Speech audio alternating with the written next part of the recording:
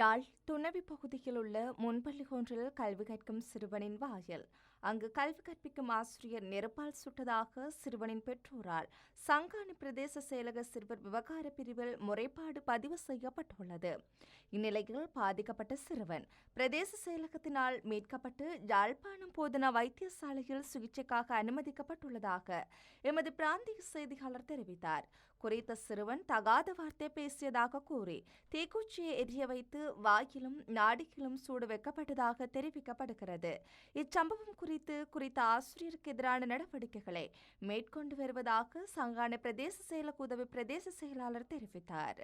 முன்னாள் நாடாளுமன்ற உறுப்பினர் துமிந்த செல்வாக்கு எதிரான வழக்கை எதிர்வரும் பிப்ரவரி மாதம் 7ஆம் தேதி விசாரணைக்கு எடுக்க உயர்நீதிமன்றம் இன்று தீர்மானித்துள்ளது. முன்னாள் அமைச்சரும் நாடாளுமன்ற உறுப்பினருமான லக்ஷ்மன் பிரேமச்சந்திர கொலை செய்யப்பட்ட வழக்கில் துமிந்த செல்வாவுக்கு மரண தண்டனை விதிக்கப்பட்டது. மரண தண்டனை கைதியாக சிறையில் அடைக்கப்பட்டிருந்த அவரை முன்னாள் ஜனாதிபதி கோத்தபாய ராஜபக்ஷ பொது மன்னிப்பு வழங்கி விடுதலை செய்தார்.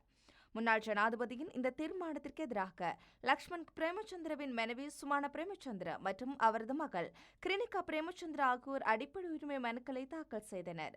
துமிந்த செல்வாவுக்கு பொது மன்னிப்பு வழங்கி விடுதலை செய்ய முன்னாள் ஜனாதிபதி கோத்தபாய ராஜபக்ஷ எடுத்த தீர்மானத்தை செல்லுபடியற்றது என உத்தரவிட கோரி தாக்கல் செய்யப்பட்டுள்ள மனுக்களை பிப்ரவரி 7ஆம் தேதி விசாரணைக்கு எடுக்க உயர்நீதிமன்றம் தீர்மானித்துள்ளது. தேசிய கொள்கைகளை திட்டமிடுவதற்கும் கண்காணிப்பதற்கும் சுயாதீன நிறுவனம் ஒன்று ஸ்தாபிப்பதற்கான சிரேஷ்ட அதிகாரிகள் குழுவின் முதலாவது கூட்டம் ஜனாதிபதியின் செயலாளர் சமன் ஏகநாயக்க தலைமையில் அண்மையில் ஜனாதிபதி அலுவலகத்தில் கூடியது.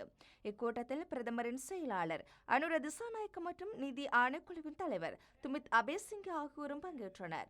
அரசியலமைப்பின் 21வது திருத்தத்தின் பிரகாரம் தேசிய கொள்கைகள் திட்டமிடுவதற்கும் கண்காணிப்பதற்கும் தேசிய சபையொன்று நியமிக்கப்பட்டதாகவும் அதன் கீழ் 2 உபக்குழுக்கள் ஸ்தாபிக்கப்படுவதாகவும் பிரதமரின் செயலாளர் அனுர திசாநாயக்க தெரிவித்தார். பாராளுமன்ற உறுப்பினர் நாமல் ராஜபக்ஷ தலைமையில் நியமிக்கப்பட்டுள்ள குழுவின் ஏனைய அங்கத்தவர்களாக பாராளுமன்ற உறுப்பினர்களின் குழு ஒன்று செயற்படும். அதன் கீழ் நடுத்தர மற்றும் நீண்டகால தேசிய கொள்கைகளை உருவாக்குவதற்கு அவசியமான முன்னுரிமைகளை அடையாளம் காண்பதற்காக தேசிய சபை உபக்குழு ஒன்று நியமிக்கப்பட உள்ளது. இந்த உபக்குழு கடந்த டிசம்பர் 1ஆம் தேதி பாராளுமன்றத்தில் முதல் தடவையாக கூடிய போது தேசிய கொள்கைகளை திட்டமிடுவதற்கும் கண்காணிப்பதற்கும் சுயாதீன நிறுவனம் ஒன்று ஸ்தாபிப்பதற்கான சிரேஷ்ட அதிகாரிகள் குழு நியமிக்கப்பட்டது. இதற்கமைய புதிய தேசிய கொள்கைகளை உருவாக்குவதற்கான கருத்துக்கள் மற்றும் ஆலோசனைகளை டிசம்பர் 20ஆம் தேதிக்கு முன்னர் ஜனாதிபதி அலுவலகத்திற்கு அனுப்புமாறு ஜனாதிபதியின் செயலாளர் சம்பந்தப்பட்ட அதிகாரிகளுக்கு பணிப்புரை விடுத்துள்ளார்.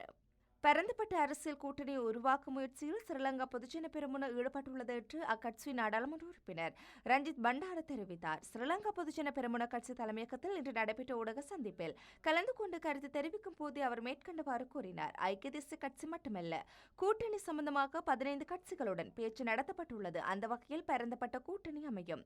அதேபோல புதிய அமைச்சரவையும் விரைவில் நியமிக்கப்படும் என ரஞ்சித் பண்டார குறிப்பிட்டார். எரிசக்தி துறையில் இலங்கையின் தேவைகளை குறித்து இலங்கையும் ரஷ்யாவும் கலந்துரையாடல்கள் நடத்தியுள்ளதாக இலங்கை ரஷ்ய தூதரகம் தெரிவித்துள்ளது. இலங்கைக்கான ரஷ்ய தூதுவர் நேற்று மின்சக்தி மற்றும் எரிசக்தி அமைச்சர் கஞ்சன விஜயசேகரவை சந்தித்ததாக தூதரகம் தெரிவித்துள்ளது.